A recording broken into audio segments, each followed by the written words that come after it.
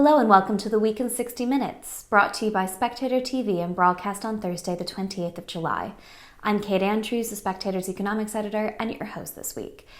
On this week's show, we're now a fortnight into the Tory leadership race. Rishi Sunak is still behind.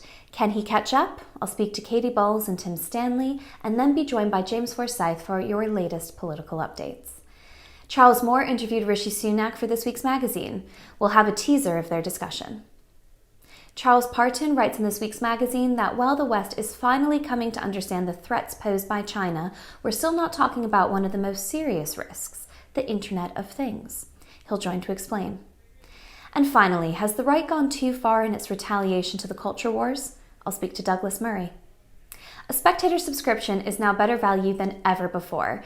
As a new subscriber joining today, you'll pay just £1 a week for unlimited online and app access in your first year. To subscribe today, go to spectator.co.uk/TV offer. And why not subscribe to the Spectator's YouTube channel? Click the red subscribe button at the bottom of this video and tap the bell icon to make sure you never miss an episode. Ballots for Tory party members to elect the next Prime Minister will go out next week. With Liz Truss still leading Rishi Sunak in the polls, could the race be over before it ever really even began? Katy Balls writes in this week's cover piece that Rishi Sunak is doing a mad dash to win over the membership. To explain, she joins me now alongside the Telegraph's Tim Stanley. Katy, Tim, thanks for joining me. Katy, you write in the cover piece for this week's magazine about Rishi Sunak's mad dash to catch up with Liz Truss in the polls. Tell us about it. Well, I think it's pretty uphill for Rishi Sunak at the moment. Now, he had been talked up as a front runner. There was a brief period where he was talked up as someone who would never enter Downing Street, straight after the non-dom scandal involving his wife. But I think in recent weeks, he has been seen as the one to beat. Particularly, if you look at the fact he had the most parliamentary support, and I think he's also had quite a slick campaign, lots of volunteers, and has been very organised. And I think the idea was that even though he was slightly behind with the grassroots, his supporters thought he'd have the whole summer to effectively campaign, and this would play well to his strengths because he is a good communicator. So therefore, head-to-heads, hustings, lots of debates in media, and that would mean that he could, slowly ebb away at his rival, whom we now know as Liz Truss. The problem, well, the ballots go out next week, and the expectation is that Tory members will vote pretty quickly. They're unlikely to sit on these forms all summer, and therefore by next weekend you could have a situation where the contest is at least largely decided. Now, there is a way that members can vote twice and the final vote counts, and there's been some alarm saying, well, this means that it could all change, but this is only done online, and therefore I think there's scepticism in both camps that this is really going to be an exercise that's taken up by many. And it means that Rishi Sunak is now in a race against time. We know, according to the latest YouGov poll, that Liz Truss has a lead of over 20 points, and it means what can he do to erode that? And I think he is running out of ways to change the dial in this leadership contest. Tim, as Katy points out there, Sunak has far less time than he expected to win over the membership. Do you think it's even possible now for him to catch up? I don't know if it is. I think Katy's piece is fantastic and her analysis was absolutely spot on. I just want to say that as well as this being about Rishi's weaknesses, it's also about Liz's growing strengths. And she has two things that really work for her. One is that I think she's actually improved. If Sunak's team hoped that in the course of these debates, Liz would be exposed as wooden and stiff and a bad debater and Rishi is a really good one, well, I think we've actually seen Liz Truss get better as the debates have gone on. She's retained some of that charming robotic body language. I keep talking in my sketches about her holding an invisible tea tray. She's always holding her hands out like this. But nonetheless, she's really getting very good at interjecting and fighting and standing her own ground. So I think Truss has grown in strength as a candidate. But the other strength she has, which again is a weakness for Rishi Sunak, is that the central issue of this campaign is tax. It's the central issue partly because it's just about economics and how much money is in people's pocket. In an era of a cost of living squeeze, people want to retain more of their own money. But it also goes to the heart of the question of what are the Tories about? Are they a party which, as Rishi sees it, balances the books, are good public servants and administrators, or as Truss sees it, Are they a party that actually tries to change things, either to grow the economy, shrink the estate, or introduce some of that dynamic capitalism that's been missing in the last few years? So I don't know if Rishi Sunak can turn much around, because I think those two things, Liz Truss's actual underlying strengths, which have been underappreciated, and also the central issue of tax, I'm not sure Rishi can overcome those two problems. Katy, what do you make of Tim's point there that a problem for Rishi Sunak is that Liz Truss is actually exceeding expectations? Yeah, I mean, I think Tim makes a really interesting point. And actually, if you look at Liz Truss's entire career, I think she has spent a lot of that being underestimated by her colleagues. And you look at some of the earlier briefs where she did make mistakes, but it almost led to, I think, quite an anti-Liz Truss contingent in Parliament. I think particularly amongst some of the MPs who came in at the same time of her, they've often felt that she's been over-promoted. And I think that actually really since probably the 2017 snap election, I think that was a turning point for Liz Truss, because effectively it looked as though she'd be put in political Siberia. There was a sense that Theresa May would win this large majority. I think Liz Truss and Sajid Javid were the two who would probably face the axe in her victory reshuffle. Now, in the end, Theresa May was too weak to sack anyone, but I think it meant that Liz Truss actually started to take risks in her ministerial career. It was a reminder that these things could end at any moment. And then as Chief Secretary of the Treasury, but then later, I think particularly international trade under Boris Johnson, and then as Foreign Secretary, I do think that she has surprised some of her colleagues and has earned respect that was perhaps lacking earlier on. Now, I think this does lead to the sense where MPs look at Liz Truss and they do underestimate, and some of that has happened here. As Tim says, the past few media performers have been an improvement on the first. I still think that Rishi Sunak is the more assured media performer, but actually, speaking to some members last night, I was at the Talk TV debate that was cut short. And after it was cut short, you had a situation where Liz Truss and Rishi Sunak went through to speak with some of the audience. And speaking to the members afterwards, I mean, they were actually pretty nice about both of them, but a few of them did say they found Rishi Sunak polished in a way that they liked that Liz Truss was a bit less polished. And I think that is one of the things that has perhaps been underestimated in this race. The fact that at the moment, at least, and these things can change quickly, just remember when we said, Theresa May, it was good that she didn't socialise much in the bars, and that did become a problem. But right now, I think some of Liz Truss's awkwardness, because it is viewed as authentic, is actually working in her favour. And it means when it comes to Rishi Sunak's campaign strategy, as Tim said, it's been so largely based on the economy, and they've tried to do something where they've tried to make his tax position, which is ultimately something which has been a source of frustration with many Tory MPs and members, into a plus, even though it is in many ways a negative. And initially, I think it meant the debate saw lots of candidates almost tripping over themselves to cut taxes, in a point that it started to look quite irresponsible with some of those pledges which worked for Rishi Sunak. But now I think the risk is that he sounds quite negative and pessimistic against Liz Truss, who sounds optimistic. Now, we can query the wisdom of Liz Truss's plans, and lots of people are. But speaking to MPs, they say that ultimately the membership, I had one say, they'll vote with their hearts, not their heads on this. And I think Liz Truss is tapping into something that Rishi Sunak is struggling to at the moment for some of those reasons. What we can expect from his campaign now, I think, is to do a lot more media, to do and to throw out more policies in a bid to turn the tide. But I think once you get momentum behind a campaign, and one seems to be lacking it is a much harder job to turn things. Tim, you mentioned that the more the public is seeing of Truss, the more they may be liking her, but she still doesn't want to be overexposed. And I'm thinking about how she's copying Boris Johnson in her approach to decline being interviewed by Andrew Neil. Rishi Sunak, of course, is going to do that sit-down one-on-one interview. What do you make of both their choices to do that? From a journalist's point of view, I'm obviously greatly offended and upset that she won't speak to Andrew. From a politician's point of view, I think that's the smartest thing she could possibly do, because he's very, very good. And you take a great risk with that. You've got to weigh it up in your head and say, what do I gain by doing it? There is a slim chance that I might do well enough for a handful of voters to say, Liz came out of that relatively unscathed. But it doesn't really gain you any momentum. It's a much larger risk that you're going to do badly and you're going to end up losing voters. By contrast, Rishi Sunak, okay, he probably should do it because he's smooth and capable, and I'm sure he'll come across well. I don't know, again, if that'll be a big game changer for him, though, because people who are looking for that kind of polish and competence are probably already drawn towards Rishi Sunak and his brand. They won't necessarily change their minds on the basis of that interview. I think both of them, they're going to have different media strategies because, as Katy has laid out, Rishi needs to introduce himself to the public, win them over, and remind them why he already looks like a prime minister.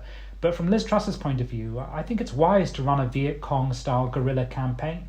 Meet the members, impress them, stress that you are philosophically at one with them, and I think that's far more likely to win. Katy, speaking of Boris Johnson there, you write in your piece that Sunak's team think that the Conservative membership's support for Liz Truss is softer, not nearly as committed to her as they were for Boris Johnson. Can you explain? Yeah, I think we're at the point in this race where obviously the don't knows matter a lot, because when we're talking about the over 20-point lead that Liz Truss enjoys over Rishi Sunak, that excludes the don't knows. And therefore, where do they go? And I think looking even at some of Liz Truss's supporters, there is a sense that they are not wedded to Liz Truss in the way that Boris Johnson inspired a loyal following.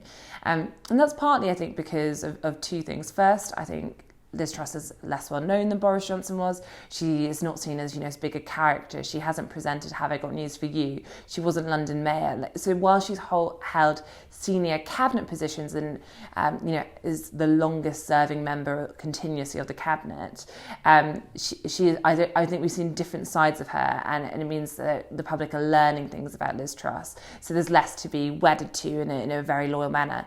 And then secondly, I think that it also points to a general lack of enthusiasm in this contest, and that's partly because we saw in the membership polling that the candidates who were lesser known, and by that I mean the fresher faced candidates, so Kemi Badenoch, even Penny Mordaunt to a degree, there was quite a lot of enthusiasm for them.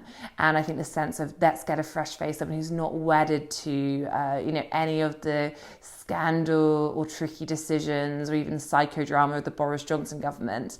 And now that has not been offered to the membership, I think as much as we're saying Liz Truss has an edge on Rishi Sunak, I think it's safe to say that some members are not inspired by either candidate, and that means there is quite a lot of indecision, which could mean in a way that some of the members don't vote straight away. I think that's something that we just don't know yet, but if you're not 100% sure, you could sit on that form for a while.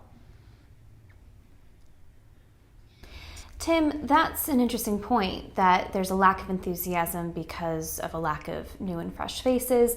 Also, perhaps there's a lack of enthusiasm because, if you look around, we're going into some pretty difficult times economically. Whether or not we officially go into recession is one thing, but a lot of people are going to feel like we're in recession because we're forecast to have essentially no growth for years to come. Inflation is nearing double digits. Real wages are falling. These are really tough times. Whoever gets this job, whether it be Sunak or Truss, is not going to waltz into number 10 in the way that Boris did. Sure, he could get a Brexit deal over the line. Of course, we didn't know what was about to hit a few months later with a massive pandemic. There was a real sense of optimism at the start of Boris Johnson's premiership. Like, there was all to play for. Anything could be done. Very different this time around. Whoever gets this job is in for a really tough few years. You're right. First of all, 2019 was a do-over. It was a chance to remake politics with a new majority. It almost felt like a new Conservative party, more Boris Johnson's party, certainly than David Cameron's. And the lockdown and the pandemic changed all of that. It changed the economic equation. It pushed Brexit out. And now we're back to discussing, to come back to tax, we're back to discussing the fundamentals of government and how you get an economy to grow in this situation. Among the MPs I speak to, a lot of them are quite despondent. You've got to remember that roughly a third voted for Rishi Sunak, roughly a third voted for Liz Truss, and roughly a third voted for Penny Mordaunt.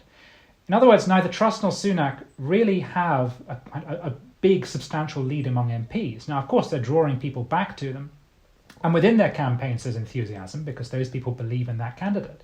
But there's a significant number of MPs now who believe that it is likely that they will lose the election in the next 2 years. And that's because of the economic picture that you've painted, but also because Boris Johnson has done so much damage to the reputation of the Tory party. And they're already starting to think about who will be leader of the opposition. They're already looking at those candidates who didn't come through, Kemi Badenoch, Suella Braverman, Tom Tugendhat, and they're wondering who is the person who can lead us back into government in the election after the next. By and large, they don't think we're going to see a massive Labour majority. You're likely to get a Labour minority propped up perhaps by the SNP's votes or by a coalition with the Lib Dems or something like that. But people are coming to terms with the fact that the economy is bad, politics is not going the way of the Conservatives right now, and they have to prepare for 2 very difficult years. In which case, psychologically, perhaps what we're voting for here is a caretaker leader, someone who can see them through those 2 years. And actually, of the 2 candidates, the one who, to me, tries to buck that narrative the most is Liz Truss. She is the one who says, look, we have to change everything if we're going to survive. Whereas Rishi Sunak, partly because he's playing the competence card, and again, partly because of his position on tax, is coming across as the continuity candidate. And I think there are a lot of MPs and a lot of members who think that's not good enough. And yet, Katy, last question to you. Rishi Sunak is putting forward the idea that he is the only one, based on current polling, that could beat Keir Starmer in a general election. That was a big point that he was using with the MPs when he was trying to secure their votes. He's still using it now. But is it having the same effect on the grassroots? Well, I think it's interesting to go back to Tim's point. Ultimately, in a way, the crux of the matter is, what went wrong in the past few months that led to Boris Johnson to resign? Is it Boris Johnson was the wrong person to be leader, in the sense he became so marred in scandal, he couldn't get number 10 to function in a way that was delivering the 2019 manifesto, that things have gone wrong, and therefore you just need someone who can actually deliver that manifesto, a manifesto that won a majority in the region of 80. Yes, you had Jeremy Corbyn, yes, you had Brexit, and that all helped towards that majority. But effectively, I think there are quite a lot of Tory MPs who think that manifesto is broadly in the right place. And this realignment of politics, you want to stay broadly in that area in order to continue it. And therefore, do you just need a leader who avoids the scandal, who's seen as fairly competent, and you stay on that road, and that's how you win re-election? Because that is one school of thought in the Tory party right now. Or, as Tim points to, do you need someone who's going to tear things up and actually go further, try different things? And I think that debate is still playing out in the party. If you think about, I think some of the policies on tax and direction, the cost of living crisis could be exacerbating it. So that is one part of it. And then I think in terms of electability, I think that there are lots of Tory MPs who think that Liz Truss will not win them the next election. I think there are Tory MPs who worry that the membership is not thinking along the same lines as they are, and ultimately their seats will be at risk if it is not Rishi Sunak. And there's not really a way at the moment to make all those things come together, and it means we are heading for an uncertain period. I've definitely spoken to Tory MPs, and I would say more Tory MPs are worried about the next election under Liz Truss than Rishi Sunak. Now, there are plenty of Tory MPs who think unless you cut taxes, you're not going to win the next election too, and actually think that one of the most important things that probably underappreciated about Liz Truss's tax plan is it gets you to a point where you can say you didn't break a manifesto pledge, and trust is going to be really important in the next election. So if you undo the national insurance hike, as she says she will do, that will stand them in good stead. And that means that Rishi Sunak's message is landing well in some parts of the country, and I think we'll see some of that with some of the membership polling too, in the sense of what is the breakdown here. So it holds potency with some. I think with others, they just disagree with his strategy. And therefore, it is quite a murky picture. And it's hard. I think it's becoming harder for Rishi Sunak to say, particularly because Liz Truss is faring better in the debates. It's hard to say, electoral disaster for this person with me huge success. And then finally, I would just say that the thing that is making it quite tricky for Rishi Sunak too is this betrayal narrative that's slowly being built when it comes to the demise of Boris Johnson. Now, if we looked at membership polling, and again, polling all with a pinch of salt as ever, ahead of Boris Johnson resigning, the membership appeared to be turning on Boris Johnson. But there are still parts of the membership who are loyal to Boris Johnson and angry, along with some voters, that he was pushed out. And the fact that Boris Johnson making such little, he's not really hiding the fact that he holds Rishi Sunak perhaps as being responsible, rather than the series of scandals, which I think you could also point to, does mean speaking to MPs, they find that talking to the membership, it's not the first thing they say, but it's just adding some suspicion to Rishi Sunak as a candidate, which means his mountain to climb is becoming even trickier. Katy, Tim, thanks for joining me on Spectator TV. Now let's look ahead to the future challenges that the next Prime Minister will face. I'm joined by James Forsyth, the Spectator's political editor.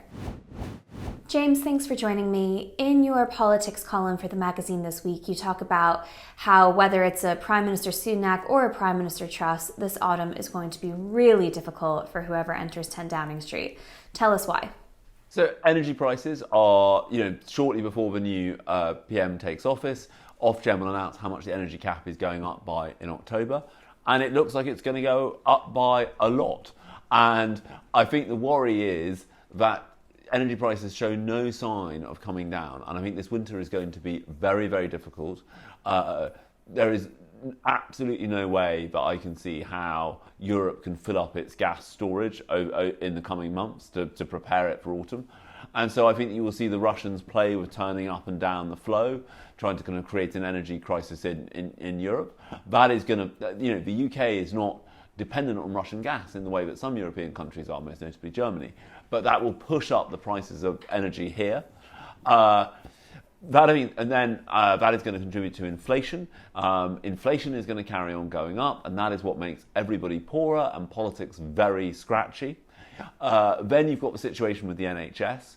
I think this winter has potential to be one of the worst winter crises in the NHS in living memory. You look at the fact that West Midlands Ambulance Service expects to spend 48,000 hours this month waiting to discharge patients into hospitals. You look at the fact that the Director of Nursing at the West Midlands Ambulance Service is warning that the whole thing could fall over next month. And I think that is another danger. Then you have the international situation. We haven't paid as much attention to it as we might have done because of other things going on. But tensions between the US and China over Taiwan are ramping up quite dramatically. There's a call between President Biden and President Xi today. But it is coming to something when Nancy Pelosi, the US Speaker of the House of Representatives, is saying that the military is worried about her visiting Taiwan in case the Chinese shoot down the plane of someone who is in the direct line of succession for the presidency. I mean, this I think is a sign of how serious that situation is. So I think whoever becomes Prime Minister is going to face a remarkable set of challenges. I thought it was quite telling in the Talk TV debate that we had this week that one of the first questions was about the National Health Service. And this is the first time that both candidates had really been pressed in one of these leadership debate formats on the NHS. And it was very clear that neither Sunak nor Truss had a comprehensive answer to the waiting lists, which are currently at 6.6 million on NHS England and are forecast to go up to, if we're lucky, 9 million by March 2024. It could be closer to 10 million. They were talking about efficiency gains, they were talking about technology, but frankly, I felt like I was watching them squirm a bit because it was just very clear that they didn't have an answer to this terrible crisis now on our hands. I think one thing is clear, that the waiting list is going to end up being higher than people expect, because this has been a difficult few months for the NHS, because you've had these repeated little COVID waves that just have made it hard, I think, to make much progress in terms of dealing with the backlogs. Plus, you've had the kind of consequences of the extreme weather. Then I think if you add to this, that yes, there is the backlogs issue, and I think that the kind of Rishi Sunak argument is, who I've known for years, his argument is, look, I put up national insurance to put more money into the NHS because essentially, if the waiting list is 10 million by the time of the next election, that is politically unviable. But even if you set aside the question of what the waiting list will be by the time of the next election is, how does the NHS cope with this winter? I think is beginning to be a real growing worry in Whitehall. And a far more short-term question. James, in your column, you talk about how if the Tory leadership race had a bit more breathing space, lots of different things could have happened. Perhaps Kemi Badenoch would have had more time to make her case. She might have gotten more MP support. We could have seen a host of things happening. But you also point out that one of the consequences of that lack of breathing space is that there's very little time to think about the challenges ahead and how the Tories might secure a fifth term. It seems as if a lot of the decisions they're going to have to make around really serious issues are going to be rushed. So in this contest, Kemi Badenoch was I think one of the things that attracted me to her candidacy, she was arguing that, that the Tory party should start arguing from first principles about what it wants to achieve. But frankly, the timetable set for this contest does not give you enough time to do that. And I think whatever criticisms you make of the timetable, and it is clearly very compressed, I think the calculation that the country would not take kindly to the Tory party having a leadership contest in September, say, given the number of problems coming down the track, is, I think, probably right. I think the public would think, well, hang on a second, don't we need a government right now?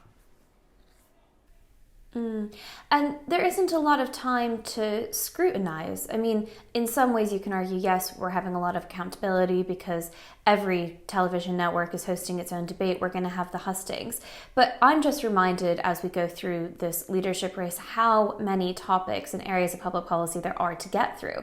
And some of them aren't even getting a look in. For example, this week, Nadine Dorris, a big backer of Boris Johnson, who's now supporting Liz Truss in her leadership bid, insisted on Radio 4 that Liz Truss continues to support her online harms bill, which, has raised monumental questions about free speech in the UK and the consequences of this bill and what it could do to free speech online. But we don't even have time to really get into this or to discuss it because, as for all the reasons you just pointed out, this is a very hurried campaign. Yeah, I think the big question is, does the bill proceed as is with the legal but harmful section in, or does the legal but harmful section drop out while as the measures in the bill to protect children online stay?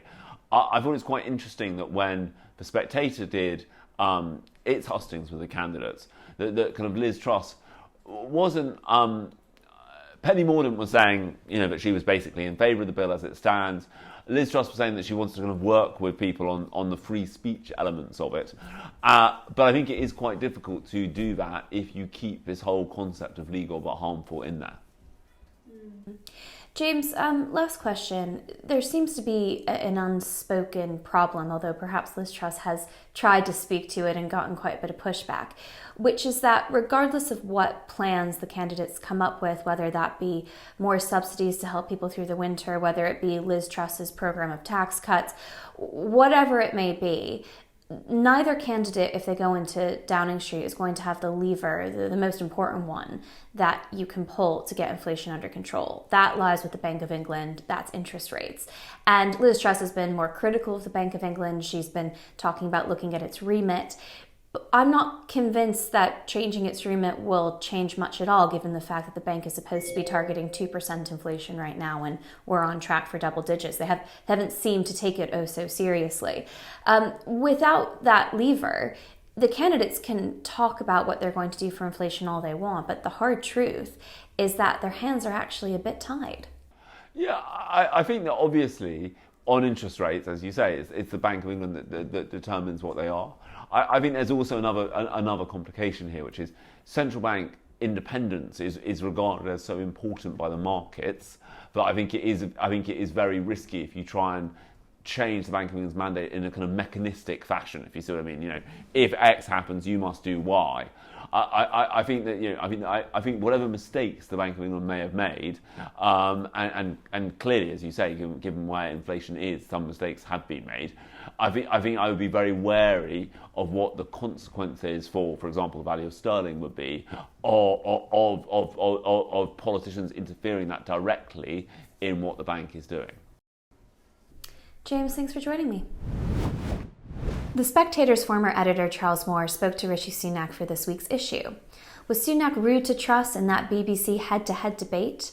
Is he an advocate of political and economic orthodoxy, or is he a real reformer? And is he really a natural heir to Margaret Thatcher? Here's a snippet of their conversation. Do you think that we face a crisis in the West, which our leaders are not really facing up to, primarily, but not only because of the massive threat of China? Yeah, so I think China is a significant threat to us, and I talked about it yesterday. It's a threat to our economic security and thereby our national security, and we need to be robust in defending ourselves against that. I think you're right. I think I think there is a complacency about this, and look, I've worked and lived around the world.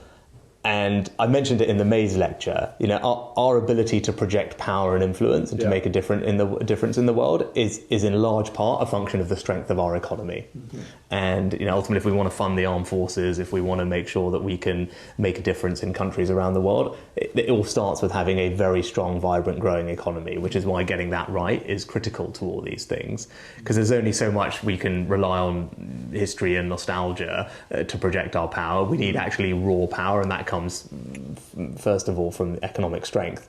Now, the thing I see, and it goes back to the debate in this leadership election, is are we prepared to work at it or not? Right? Are we prepared to do what all these other countries are doing, which is have a time horizon that is far longer than ours? Yes. They are all prepared to sacrifice in the short term. Yeah. Because they want to do something that that advances their interests in the long term. They are prepared to sacrifice. They are prepared to work hard. You see all that in China. You see it in Russia, right? They prepared for this for a very long time, right? And we have to ask ourselves: are we prepared to do the same? Can we look forward to Rishi Sunak Belt and Road Initiative? Yeah, that's where our economic strength is important, to making sure that we can counter initiatives like that, or that our military strength can be projected. But I think there's something more fundamental. We have to have the hunger. Like, we have no right to a seat at that top table. We have no right to project our force and our values, more importantly, across the world. We have to earn it. And the things that are worth having require hard work and sacrifice. But I tell you, they are sweeter as a result. But it's an entirely conservative value, I think, to sacrifice in the short term, as my family did for a very different reason, to put in the hard work, to build a better future. And if we want to meet these threats from countries like China, from Russia and others, we need to get ourselves into that mindset as a country. So these arguments that I'm making in a micro sense on taxing and borrowing can actually be expanded to a much larger thing. Are we prepared to earn the success that we need in order to succeed in the world? And that is a critical question, right? And it's not easy for people to hear that. And as leader, it's my responsibility to get our country in a position to do that. Thank you. One very quick last question. You praise Mrs. Thatcher, but you probably don't like this quotation, particularly because you are up against a strong woman. And she said, the cocks may crow, but the hen lays the eggs. How do you react to that? Well, you know what? I'm the dad, first and foremost, regardless of this job, I'm the dad of 2 young girls. So the more amazing female role models they have, the better. I think there was a lovely story. I can't remember if it was in your book or was it in one of hers, where she was visiting a school at some point, a primary school somewhere in the late 80s. And she was asking the kids, it was a boy, about what did he want to do when he grew up, and I can't remember what he said. And then she said, "Oh, do you not want to be prime minister?" And he said, "Oh, can boys do that?" Yeah. That's all he had done. And I thought that was brilliant. Right? So, as a dad of 2 young girls, as I said, but this boy can do it. This boy can do it against a woman, right?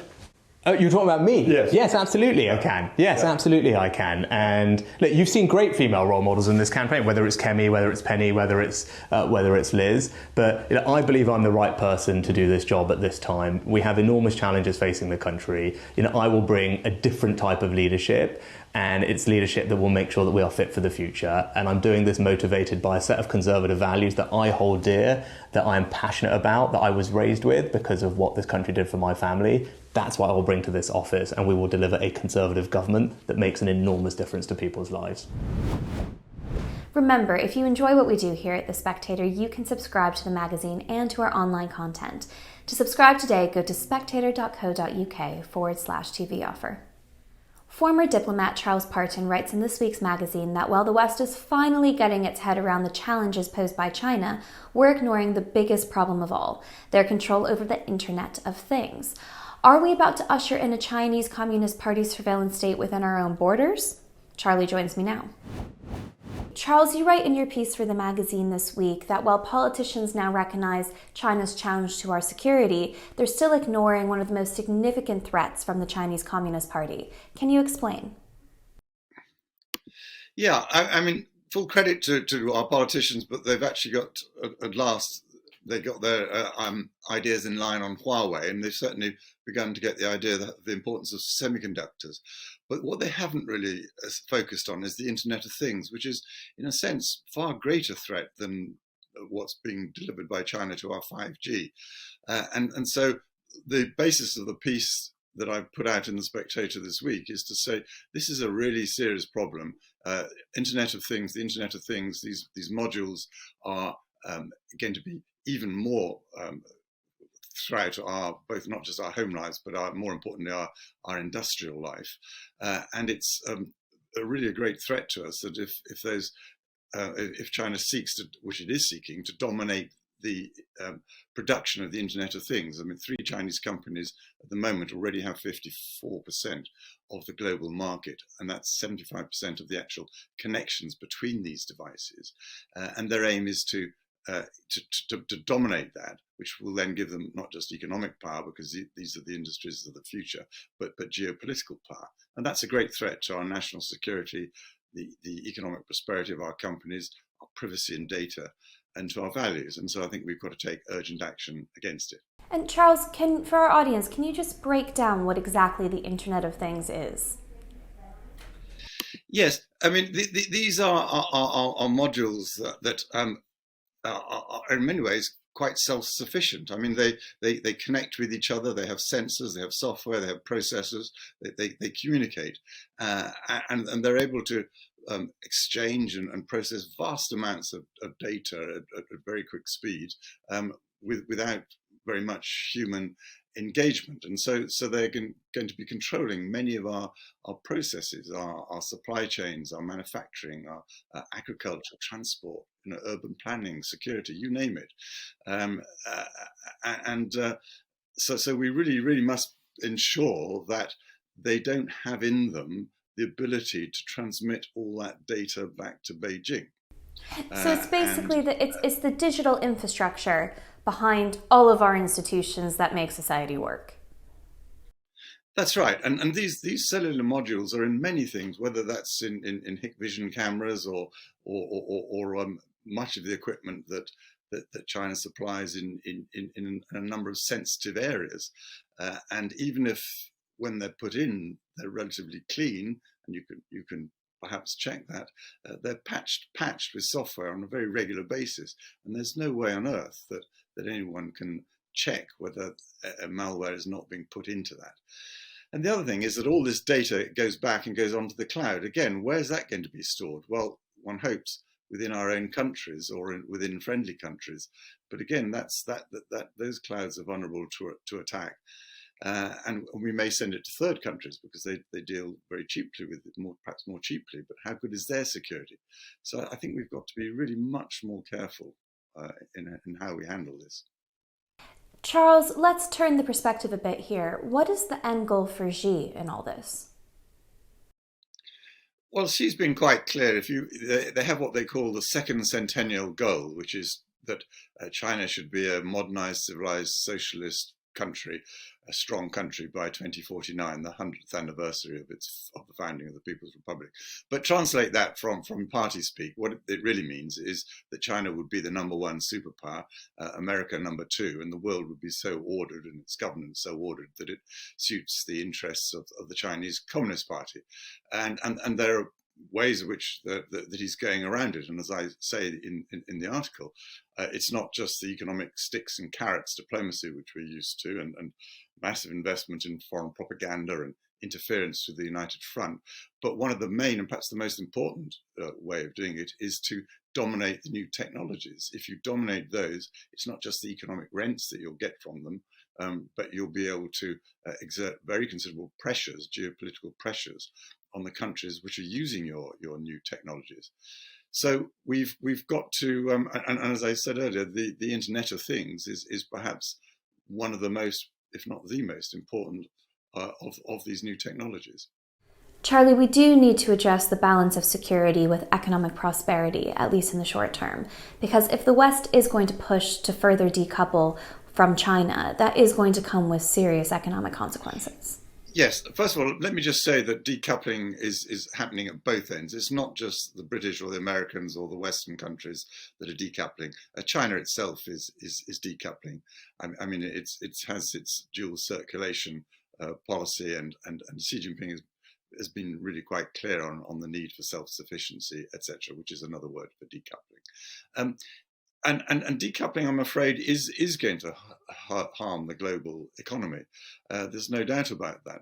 But in the longer term, I think people have to consider, do we take a smaller economic hit, or are we, in the longer term, going to submit our values, our security, and the longer term prosperity of our companies, actually, which are being deliberately hollowed out? I mean, if you take this Internet of Things, the manufacture of cellular models, actually there are quite a lot of companies which in the free and open countries which manufacture these, and we should be encouraging them, because if we don't, the clear aim is that the three Chinese companies will cut them out and kill them off, just as they killed off, enormous companies. The world's leading telecommunications company, Nortel, was deliberately killed off by espionage and other unfair Chinese practices. So the long-term economic cost vastly outweighs the short-term costs of decoupling. Neither is good for us, but one is a lot smaller than the other. Charlie, what do you make of the two final leadership candidates, Rishi Sunak and Liz Truss, and their position on China? They seem to almost be battling it out now for who has the tougher stance. Yes, I mean, one welcomes the fact that they've woken up to the Chinese threat. I don't see the need for them to attack each other on that. I mean, I think that the measures that Rishi Sunak set out in his recent press release, and we could go into the detail of that if you wish, but basically it is indeed to tackle particularly the threat to our science and technology. Those measures are entirely sensible, and one would hope that Ms. Truss would support them rather than engage in arguments with Sunak as to who moved first. The point is they're moving, and that's great. Charlie, thanks. And finally, has the right gone too far in the culture wars? The Spectator's associate editor Douglas Murray says that perhaps it isn't wise to use the left's tactics. To explain, Douglas joins me now. Douglas, great to see you on Spectator TV. You write in your column for the magazine this week about how the right is retaliating against the culture wars in the United States.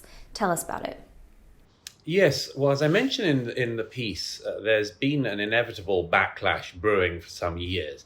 The left has been able for years to accuse people of racism, homophobia, misogyny, and much more with absolute impunity. You don't have to back up the claims. You don't have to prove it. People say, well, if it's not true, then why not sue? And the answer is, how can you sue and end up in a court of law over somebody's claim on Twitter, particularly if you're just a private individual? So this has been going on for years. We've all known it. We've all seen it as it's been brewing. And I've always said it's inevitable that at some point people would find an accusation to level back. And that's now arrived. It's arrived in the US in the form of the term groomer. Some people may not be familiar with this. Not everyone follows the online and offline culture wars that closely. But groomer is a very interesting accusation that the right has started to play back. And it's, as I say in the piece, it's got some sense to it, which is the only thing that our society actually does abhor even more than racism is child abuse. So leveling child abuse accusations at somebody is a good way, as it were, to hit somebody hard and low. And in the last few months in particular, segments of the American right have realized that this is a very pertinent accusation and one which they can use back at portions of the left. Now, how did this come about? I trace it, among other things, to a strange corner of the culture war, which you know, Kate, which happened about a year ago, which was a row about something called Drag Queen Story Hour. And Drag Queen Story Hour was the discovery that some school children were being read stories in a library by a drag queen.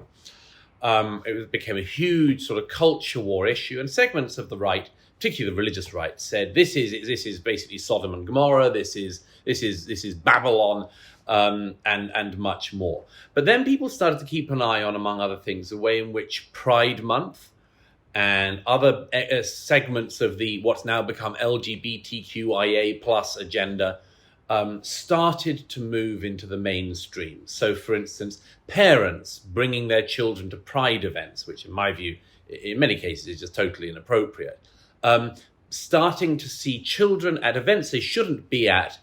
The right started to say things like, this is a groomer event. It happened with, for instance, some teaching in schools about gender fluidity, about 100 genders and all this sort of thing. Stonewall, the British charity, which I think is a lamentable organisation now, just last week put out a tweet saying that 2-year-olds should know their gender identity, and basically segments of the right have realised not just that there is something crazy about assuming that even a 2-year-old can say, I'm gender non-conforming, or I'm a lesbian, or I'm gay, or I'm trans, or anything else. What do you know at 2, for God's sake?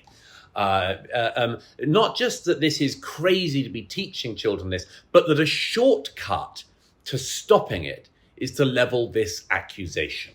Groomer. Douglas, the way that you talk about OK groomer in the piece suggests that you're not terribly impressed with the use of the term. As you just pointed out there might be examples that understandably deeply frustrate or worry sensible people, but that the accusation itself is just making the culture wars worse, and it's taking us to a place in our conversations where we cannot have any kind of conversation back and forth that doesn't result in the nastiest, most ugly accusations going back and forth. That's right. I do actually fear that. I think one of the questions which I've written about in the magazine in the past of recent years has been, how do you respond to an accusation which is not disprovable? And the accusation of racism is not disprovable. I mean, a person can't get it off them if they're accused of it. They can say, well, I've got black friends, or I'm not racist, or I'm married to a black woman, or whatever they say. They still can't get it off them. Even people who are black can't get the accusation of racism off them. And this is very, it causes an enormous amount of anger and frustration to people. Well, I think that groomer is a sort of accusation back at a similar level. And I do worry about the results of it. I worry about the results of it, not least because you can see a situation where two political sides both throw the nastiest, dirtiest accusations against each other, and you sort of can't get them off. The second reason I worry about it is that I do think that there's going to be and I mentioned this in the piece, the portions of, the sort of what's called the LGBTQIA plus world are going to get caught up in this. They just already are. And a lot of gay people who don't want anything to do with the gender nonsense, don't want anything to do with, drag queen strippers and children being present, don't want anything to do with any of this, are going to get caught up in it. So that's the second reason. But a third reason is just really about a commitment to truth, which is that you always have that option. I actually wrote about this last week in the magazine. You always have that option, don't you, in any political discussion of, will I or will I not abandon my commitment to truth? Will I just grab the nearest stick and just beat my opponent with it? Or will I actually resist that urge? And as I've written in the magazine before, in American politics today, a very distinct urge is not just to defeat your opponent, but to hurt them, to really hurt them. It's one of the things about the Donald Trump phenomenon is seizing Donald Trump as a weapon to hurt your opponents. The Democrats do that the other way around as well. So all sides are guilty of it. But there's always this moment of, should I do that? Ought I to do that? And I am, as you say, Kate, I am concerned about it because I do think that although there are occasions where you can say, actually, this is deeply inappropriate for children. For instance, there are some teachers that are being captured on things like libs of TikTok, saying things that they teach to their class that are completely inappropriate, which actually could fall into the category of being groomer-like behavior. So I'm not saying that this doesn't exist at all. I think that it's a specific accusation, like the accusation of racism, that should be reserved for specific, justifiable occasions. What I worry about is a decision by, as I say, people who want to win a culture war to say, actually, we're going to give up on that. We're just going to level it as hard and often as we can, and that'll show them. And Douglas, another point you quite thoughtfully make, I think, in your piece is that this seems to be blown up from a storm in the teacup, that Drag Queen Story Hour was not happening in every school across the United States. And actually, as you point out in the magazine, you know, there's something quite lovely and nice in many circumstances about drag queens and their performances. And well, pantomime. Absolutely. Well, sure. I mean, that's one very family-friendly example. But that, you know, if we wrap this all up together, we're actually in danger of taking what, again, most nice, sensible people can judge for themselves as appropriate or not appropriate for children. And we're just putting disgusting labels on it. And that's wrong, too. I mean, that's the antithesis of being progressive. And you know, I think on the right and the left, you can be progressive. You know, you can be open-minded. And we're basically just trying to lump it all in together and shut it all down for the sake, as you say, of beating the other side up. Yeah, well, I'm not particularly interested in being progressive myself. Fair enough. To each their own. But you know, the general point here just being that, you know, we've come a long way as a society when it comes to accepting other people's sexual orientations and being open-minded to adults doing, you know, what it is that they want to do as long as you're not harming anybody else. And we are in danger of taking what is objectively bad behavior, but often very specific and very narrow, and just trying to put labels on everything that it doesn't need a label. We don't need to get involved.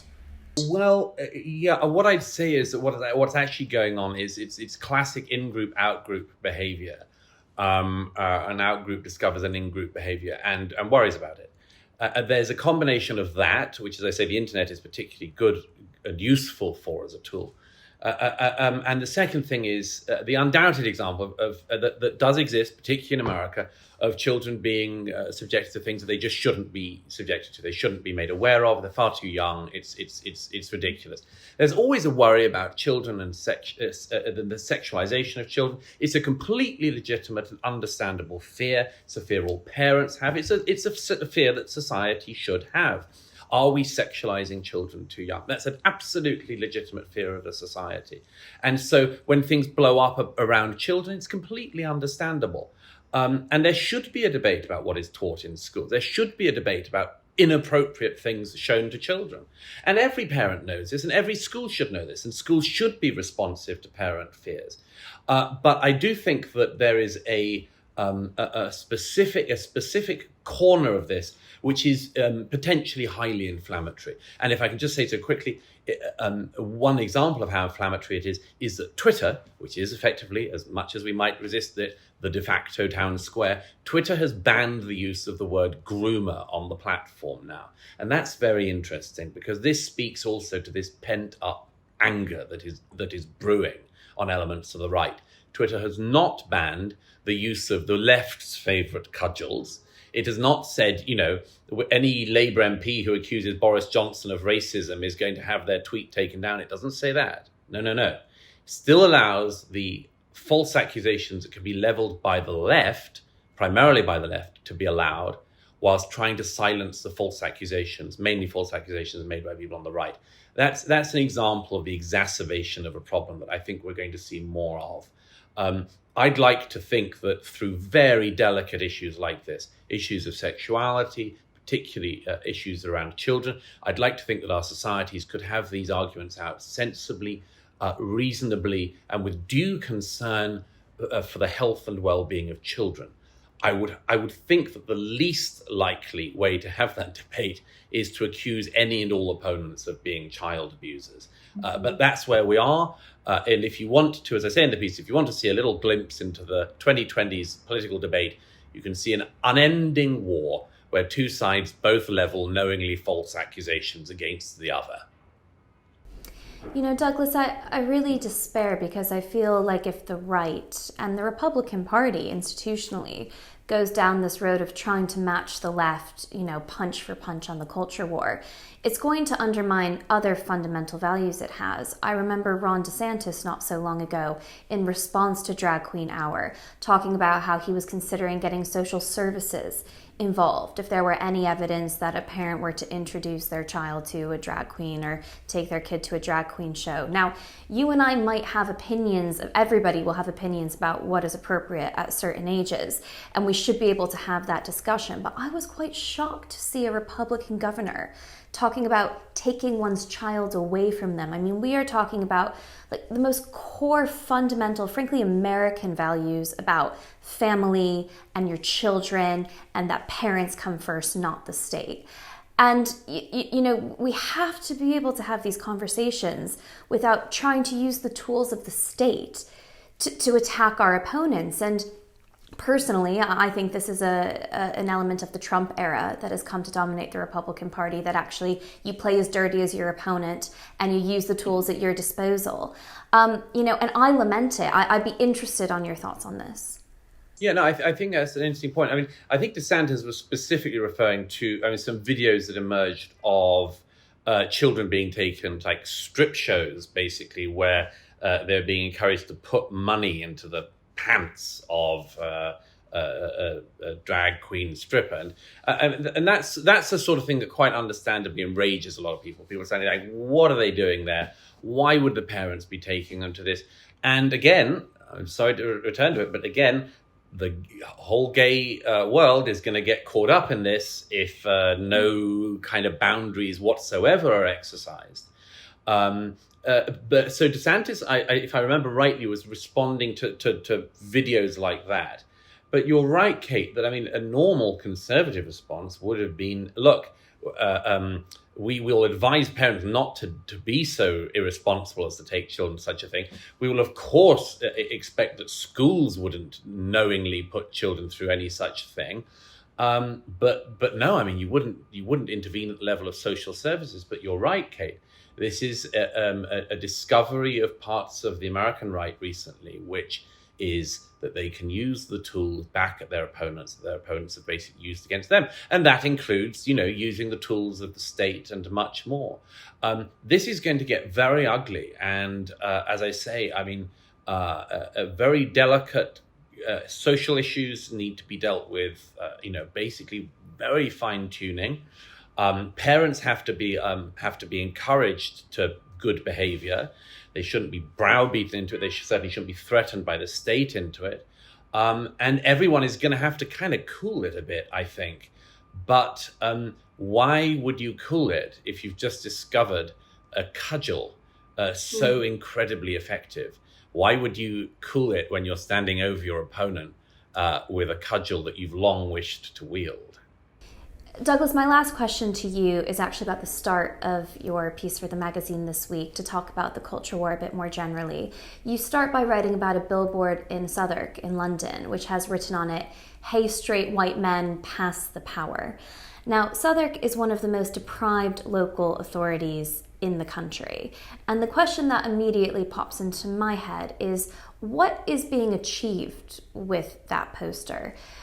Can the left not see the extent to which that alienates people? And, to expand this, can the right and the left not at this point see the extent to which just normal people who perhaps aren't even that political look at these crazy accusations on both sides and think to themselves, I want nothing to do with that? They're not going to open their mind. They're not going to learn any lessons from these accusations. No, this billboard in Southwark is a pure provocation. It's by a black artist from Marseille. It's obviously approved by the local authorities. You can't put up posters and public work billboards and things without going through approval processes.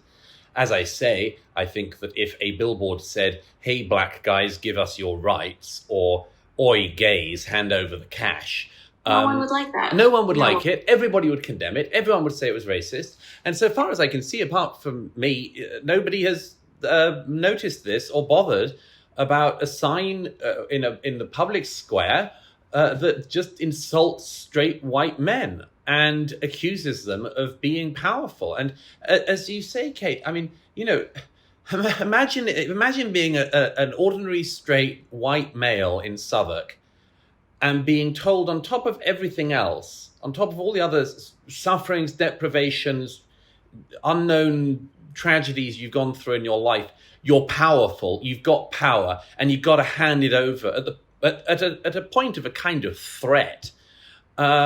What is achieved by this? Only one thing, which is a digging in of a feeling of resentment. And, you know, the Mayor of London, Southwark Council, everyone else who approves this kind of behaviour, this kind of provocation, should really be asked to rethink this. Why does it make sense to keep insulting majority populations? Most people in Britain are white. Most people are heterosexual. Half the population is male. Why the hell would you do this other than to just hurt people? And I'm afraid the answer is there's no other reason. It's just that. Douglas, thanks for joining Spectator TV. And that's it for this week. Remember, if you enjoy what we do here at The Spectator, you can subscribe to the magazine and to our online content. Join today and you'll pay just £1 a week for unlimited online and app access in your first year. To subscribe today, go to spectator.co.uk/TV offer. And don't forget to subscribe to The Spectator's YouTube channel. Just click the subscribe button at the bottom of this video and tap the bell icon to make sure you never miss an episode. Thanks again for watching, and do join us again next week.